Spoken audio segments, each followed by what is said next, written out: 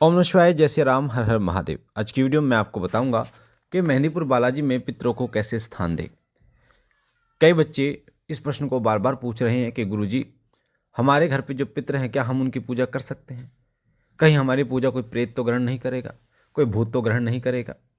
और कई लोगों के साथ ऐसा होता भी है, जब किसी के ऊपर तंत्र करते हैं तांत्रिक, या करवाया जाता है या नेगेटिविटी लग जाती है, तो वो आपके पितरों को सबसे पहले दबाती है। कई नेगेटिविटी आपके घर के पितरों के स्थान पर बैठकर और उनका भोजन जो है या उनका जो प्रसाद है वो ग्रहण करके और पावरफुल होती चली जाती है। और जैसे जैसे आप अपने पितरों की पूजा करते हैं वैसे वैसे आपकी परेशानियां बढ़ती चली जाती हैं।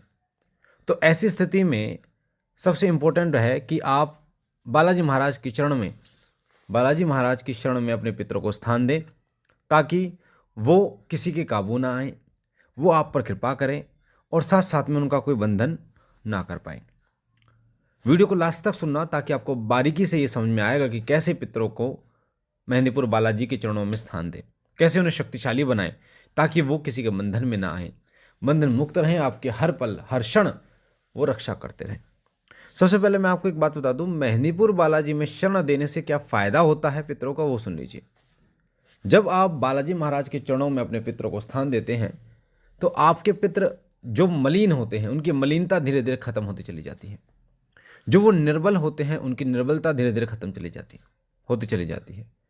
वो शक्तिशाली बनने शुरू हो जाते हैं। बाबा के चरण में बाबा की सेवा करते करते करते करते उनमें बल आना शुरू हो जाता है।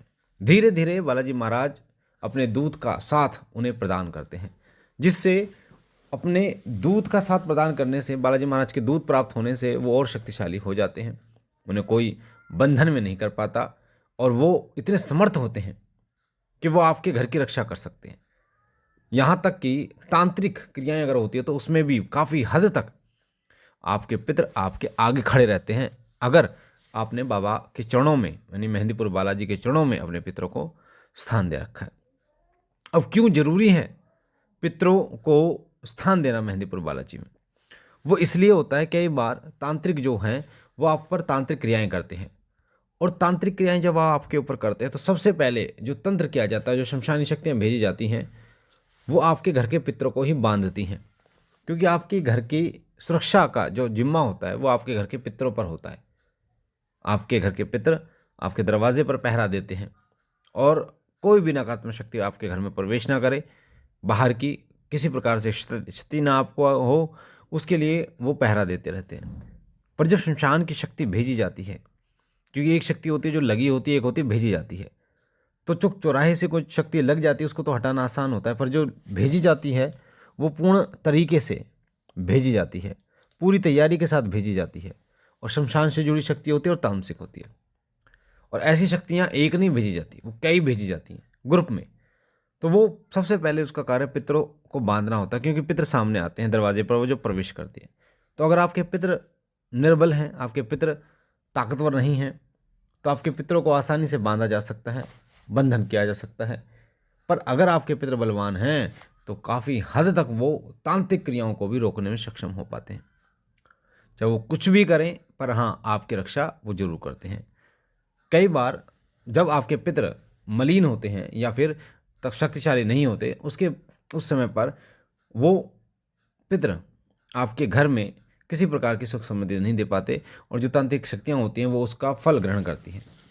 यानी कि जो भी आप भोजन देते हैं अपने पितरों के निमित्त, उस भोजन को वो नेगेटिविटी ग्रहण करती है, तीव्र गति से ग्रहण करती है, और वो पावरफुल होती चली जाती है। कई बार तो ऐसा भी देखा गया है कि जो पितरों का थान बना रखा होगा आपने, पितरों का स्थान आपने जो दे रखा है, उस स्थान पर बैठ कर नेगेटिविटी उस पितरों के भोग को ग्रहण करती है और पावरफुल होती चली जाती है। अब इसमें एक प्रश्न निकलता है कि आप कैसे पहचानें कि आपके घर में आपके पितरों का भोग कोई अन्य शक्ति ग्रहण कर रही है, आपके पितरों का भोग कोई नेगेटिव शक्ति ग्रहण कर रही है। क्योंकि पितर अगर प्राप्त करेंगे तो वो परेशानी तो देंगे नहीं।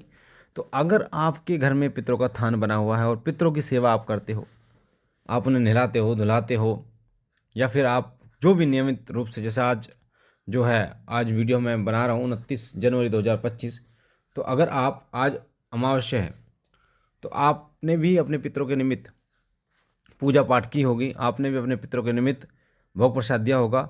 अगर आपके भोग प्रसाद देते ही आपके घर में कलह शुरू हो जाता है, आपकी बुद्धि विपरीत हो जाती है, आपके घर का माहौल चेंज हो जाता है, आपको समझ में नहीं आता क्या करूं क्या ना करूं।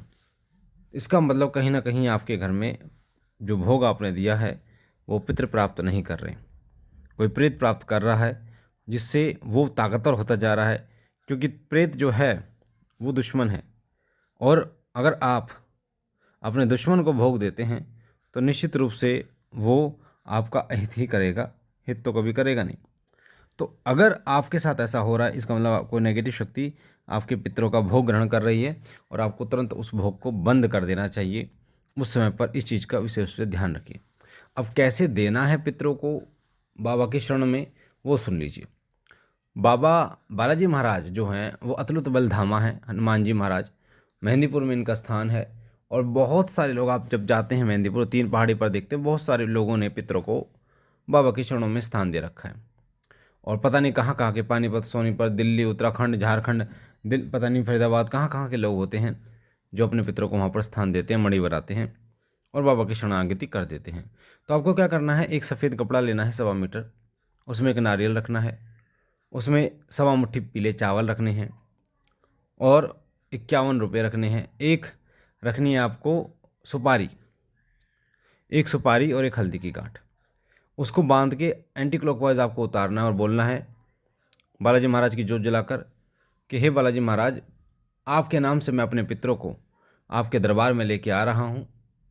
मेरे पितरों को अपने चरण में स्थान दीजिए और हर मलिनता को दूर कीजिए, हर बंधन को दूर कीजिए और मेरे घर के पितरों को स्वच्छ कीजिए और हमारे घर के पहरे पर लगाइए, हमारे घर की वृद्धि पर लगाइए, समृद्धि पर लगाइए, सुरक्षा पर लगाइए, ताकि हम सदा आपका गुणगान करें और अपने पितरों का नाम जपता रहें।